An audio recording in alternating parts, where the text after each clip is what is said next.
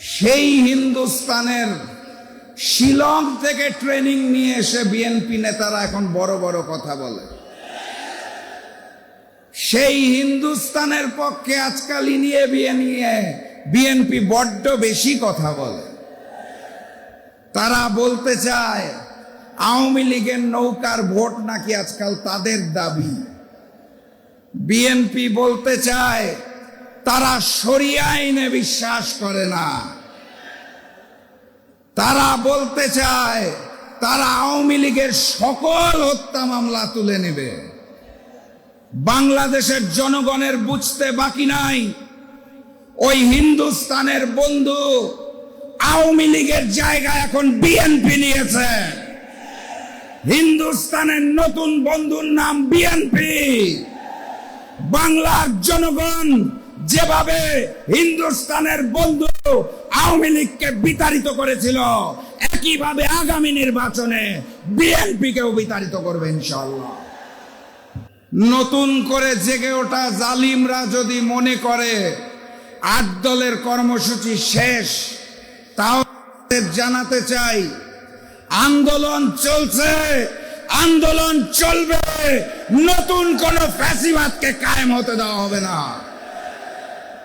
সংগ্রামী সাথী এবং বন্ধুগণ, আজকে ৬ ডিসেম্বর, আজকে থেকে ৩৫ বছর আগে আজকের এই দিনে ৬ ডিসেম্বরে বাংলাদেশের দ্বিতীয় স্বৈরাচার এরশাদের পতন হয়েছিল। আজ সেই ৬ ডিসেম্বর। দ্বিতীয় স্বৈরাচার বললাম কারণ প্রথম স্বৈরাচারের পতন হয়েছিল ১৯৭৫ সালের ১৫ই আগস্ট শেখ মুজিবুর রহমান। আর তৃতীয় স্বৈরাচারের পতনের ঘটনা তো আপনারা সবাই জানেন, চোখের সামনে। ৫ই আগস্ট বাংলাদেশ ছেড়ে গণঅভ্যুত্থানের মুখে ভারতীয় হিন্দুস্তানের তিলকওয়ালী মুখ্যমন্ত্রী ফ্যাসিস্ট শেখ হাসিনা তার নিজের দেশ ভারতে পালিয়ে গেছে। আজ এই ৬ ডিসেম্বরে দাঁড়িয়ে আমি আপনাদের স্মরণ করিয়ে দিতে চাই, আজ থেকে ৩৩ বছর আগে মিথ্যা বয়ান সৃষ্টি করে উগ্রপন্থীরা আজকের এই দিনেই আমাদের প্রাণের বাবরি মসজিদকে ভেঙে ফেলেছিল হিন্দুস্তানে।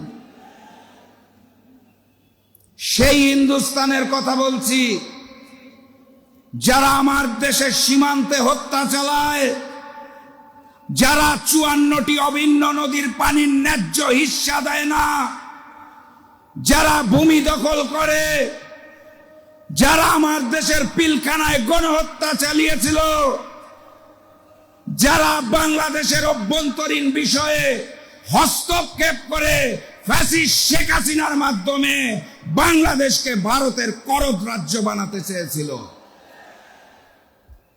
৫ই আগস্ট শুধুমাত্র ফ্যাসিস্ট শেখ হাসিনার আওয়ামী লীগের পতন হয় নাই, সেদিন বাংলার বুক থেকে ভারতীয় আধিপত্যবাদ এবং আগ্রাসনেরও পতন হয়েছিল। সেই হিন্দুস্তানের শিলং থেকে ট্রেনিং নিয়ে এসে বিএনপি নেতারা এখন বড় বড় কথা বলে। সেই হিন্দুস্তানের পক্ষে আজকাল নিয়ে বিএনপি বড্ড বেশি কথা বলে। তারা বলতে চায় আওয়ামী লীগের নৌকার ভোট নাকি আজকাল তাদের দাবি।